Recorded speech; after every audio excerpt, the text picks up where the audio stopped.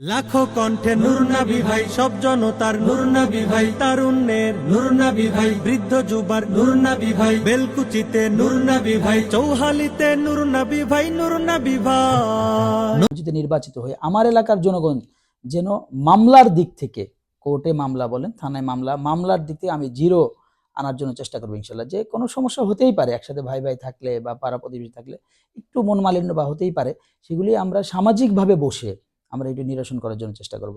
আমার এলাকার যারা স্থানীয় জনপ্রতিনিধি থাকবে, স্থানীয় যারা থাকবে, তাদেরকে দিয়ে যে মামলা যেন থানা পর্যন্ত না যায়, তার আগে টাইমলি মীমাংসা। এবং এটাও আমি স্পষ্ট বলি, যদি আমাকে নির্বাচিত করে, যে কোনো জনপ্রতিনিধি টাকা খেয়ে একজনের পক্ষে হেলে যাবে আর একজনকে প্রেশার ক্রিয়েট করবে, এটা থেকেও আমি এটার দিকেও আমি খেয়াল করবো যেন এটা না করতে পারে তারা। এটাও খেয়াল করবো, যারা এটা করবে তাদের জন্য এটা পানিশমেন্ট হবে।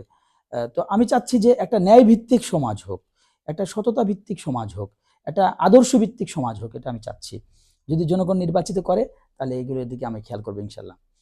আরেকটা বিষয় বলি যে বর্তমান যে বেলকুচির পরিস্থিতি, চাঁদাবাজি বলেন, টেন্ডারবাজি বলেন, বালুরঘাটের দখলের কথা বলেন, একটা দল কিন্তু অনেক এক্সপার্ট এগুলোতে।